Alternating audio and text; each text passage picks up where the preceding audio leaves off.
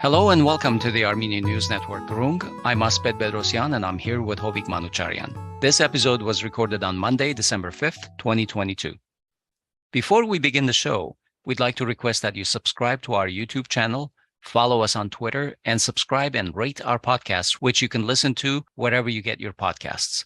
All our Grung links are on our Linktree page, so you can click on it and find us on all social media platforms. So if you like our shows, please share with your friends and follow us everywhere you are used to getting your Armenian news. Thanks, and on with the show. In this Conversations on Grung episode, we'll be talking about Armenia's rocky relationship with the CSTO alliance in the wake of the summit that was held in Yerevan in late November. To talk about this, we have with us Dr. Anna Karapetyan, who is the director of the Insight Analytical Center for Applied Policy and Research. She has a PhD in political sciences and is a lecturer at the Russian-Armenian University. Hello and welcome to our show, Dr. Karapetyan. Thanks for taking the time to talk with us. Thank you for the invitation. Hello there. Let's dive right in. On Wednesday, November 23rd, Russian President Putin arrived in Yerevan to attend the CSTO summit. It was originally announced that he would arrive a day earlier, but for whatever reasons, that didn't happen. Pashinyan had been inviting Putin to visit earlier in the year, and Putin had originally agreed to do so, but those plans got compressed into this visit for the CSTO summit. Among Armenia's stated goals was to obtain a clear assessment of the CSTO's support for Armenia's sovereignty, condemning Azerbaijan's occupation of Armenian territory. This goal was not achieved, and Pashinyan did not sign the final CSTO summit declaration. This is the second time that Pashinyan has pushed the CSTO to come up with a supportive stance and has been pushed back. Last time, in October, Pashinyan was rejected by Belarus President Lukashenko. Armenia has two alliances. There is the CSTO alliance that we're talking about, but there is also a bilateral alliance with Russia.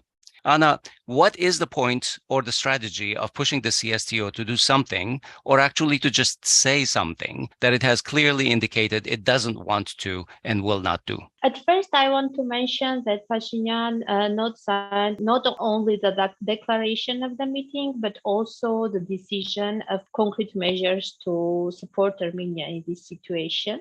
And his statement was that there was not a concrete statement that caused the situation the way it is.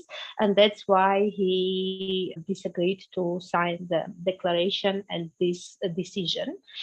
But to be objective, the issue has two sides which should speak about. The first one is that really the assessment of the situation by CSTO is not what it should be, because Armenia is a member state of the organization, and the organization has some duties connected with the sovereignty and the security of its members. And we have the fact that Azerbaijan has occupied the territories of sovereign territories of Armenia, and CSTO didn't make the assessment, the statement that should be done, and didn't make any steps to correct the situation for the moment. The second side of the issue is that Armenian government by its side didn't do the proper steps to have the solutions or the statements by the CSTO,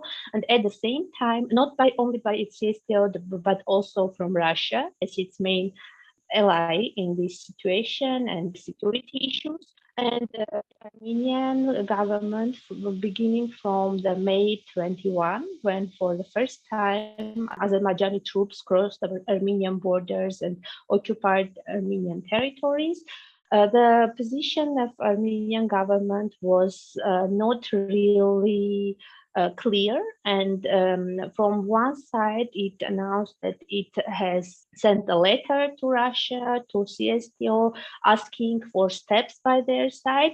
And at the same time, they started announcing that France is ready to come to the region and to help Armenia. And now, from the September 13th, we see that Armenia's government is doing everything to bring Western troops or Western side to our region, to Armenia. We already have this mission by EU. Mm-hmm.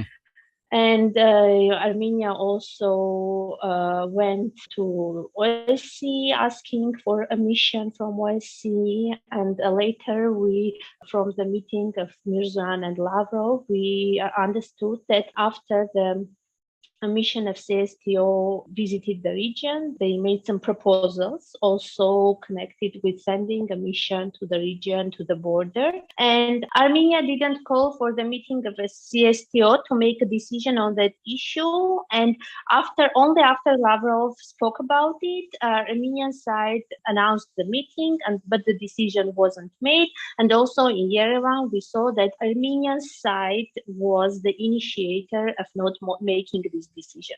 So in general, we can make an opinion, yes, if we can say so, that Armenian government is not really interested in concrete steps by the CSTO, and at the same time, it's interested to show to its society that CSTO is not willing to help us, but the West is ready to help us, and the West is really coming to help us to solve our issues with our security and with Azerbaijan.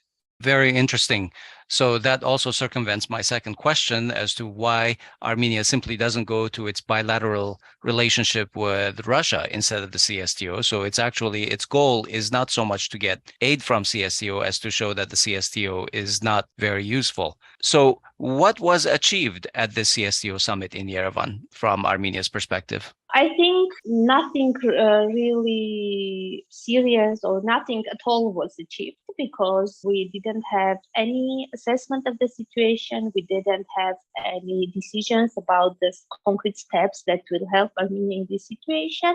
And at the same time, I think that if the goals of the government is to show that CSTO is not able or is not willing to help us, it solves its issues. So it made clear for the society that you see, even in Yerevan, even all the leaders of the CSTO came to Yerevan, but they didn't want to assess the situation. They didn't want to make any decision and help us. And so this organization is not the one we can connect our security with. In a previous show, Anna, we discussed that Lukashenko rudely rejected Armenia's first push at the CSTO for support against Azerbaijan. And I'm going to play a little bit of semantics here for a moment. Lukashenko specifically said that Azerbaijan was headed by, quote, absolutely our man Ilham Aliyev, unquote, and that huge ties with Azerbaijan could not be ignored. Most people accepted that as an indication of the close ties that Azerbaijan enjoys with CSTO members. In fact, Aliyev himself said that Azerbaijan has more friends in the CSTO than Armenia has. Do you think that Lukashenko's statement makes the latent implication that Pashinyan is not our man, perhaps hinting that the Pashinyan government is a fifth column inside the CSTO and the result of a color revolution such as the ones in Ukraine and Georgia? You see, in the words of Lukashenko, how painful is it? But there is some truth about the relationship of Azerbaijan with some members of CSTO, and it's a fact that, for example, the same Belarus, the same Kazakhstan have strong ties with Azerbaijani government, and strong economic interest connected with Azerbaijan, and also the same Russia. It has economic ties, energetic ties connected with Azerbaijan, and so none of them is interested to be engaged in direct conflict with Azerbaijan in this situation. This is why, in general, the role of the CSTO in our region and connected with security for Armenia is not to prevent situations where we will need to call the CSTO to help us here in the ground. The idea is that, in general, the ties of Armenia with its partners in CSTO should be the way that Azerbaijan not to dare to make any steps that are connected with the security of Armenia, the borders of Armenia, so that there will be no need for CSTO to engage in this situation. But from the first days after the 2018, we saw that Armenian government really made steps that decreased the role of Armenia or the reputation of Armenia in the organization. For example, the incident connected with Yuri Khachaturov really damaged the both reputation of Armenia in the CSTO and the reputation of the organization in general. And to say that Pashinyan is not our guy, really, that in CSTO they have that feeling, and it's really connected with the reality because, as I said, nowadays we see that Pashinyan is making concrete steps toward West and changing the vector of foreign policy of Armenia to the West. And it's normal that in CSTO they cannot take it as something normal. And that's why in rhetorics, we see that they are now speaking about it loudly, and also it affects their statements, their assessments, and their policy in the region and in Armenia. So this week, these discussions in the public sphere are continuing. Stanislav Zas, I believe, said that it is in the best interest of Armenia to allow the CSTO declarations to be signed. And right now, the status is that the declaration about providing aid to Armenia has gone back to editing or to negotiations, and as well as the overall statement. I believe that's basically just, being vetoed, and it's not subject to negotiation. But the main issue of negotiation is the statement to help Armenia. What do you think is in that statement, or how do you think that statement will look? In either way, what is Armenia trying to get from it? It seems like it's only declarative support, but do you think there's some tangible help that CSTO will provide to Armenia, assuming that this declaration is signed and everyone agrees upon it? Now we don't have any real public information about the draft of the document, but we had the announcement of ZAS, who said that it is about political, diplomatic, and not only this aid, but also about sending monitoring mission to the region. And now we should say that CSTO is also interested to this decision to be signed for two reasons. The one is that not to let Armenian society really think that CSTO is not doing anything, and that leaving CSTO is the really way for Armenia. And the second one is that the way I mentioned before, now we had already the mission of the EU in the region, and maybe we will have also the mission of OSCE.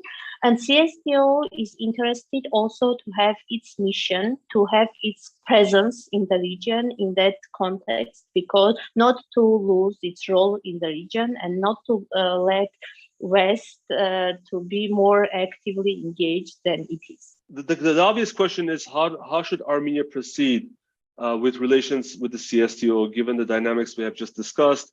It seems that the government currently in power in Armenia wants to lower the status of its relationship. If it does, then what alternatives does it have in the security sphere? Another alternative is that we should continue remaining in the CSTO, but basically lower our expectations and not essentially try to push the organization to the limits that it cannot go, which is basically, essentially, the question is, will the CSTO ever help defend Armenia against Azerbaijan in terms of military power? Or is that the wrong question to ask? What should be the question to ask in terms of the relationship with the CSTO? The first is to be mentioned that the living CSTO now doesn't really give us anything, because we don't have any real alternative. We don't have the second step. So, okay, we'll leave CSTO, and what will be next? What will we get in that situation? Because, for example, the logical alternative must be joining NATO, but there is no perspective of joining NATO for Armenia in the near future. So at the same time, Armenia gets some privileges of buying some equipment arms and etc. And so only just for only that, it's important for Armenia to be in CSTO. Mhm. But also in political side, the first thing is really, it's not really logical to expect some concrete steps from CSTO by itself. Armenia must emphasize mainly the relationship with Russia, and expectations should be connected with Russia in this context. Because, as I said, the Belarus, Kazakhstan, etc., are not really interested in engaging in this situation. But at the same time, Armenia is the member of CSTO, so at least on the level of statements, we should have from CSTO the concrete statements that announce that Azerbaijan really occupied Armenian territories, Azerbaijan should leave Armenian territories.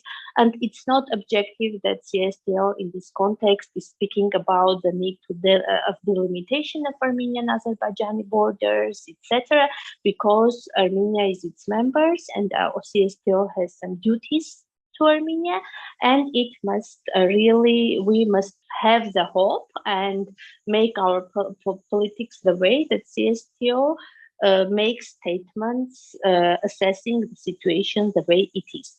But at the same time, as I say, the main expectations should be connected not with the CSTO but with Russia.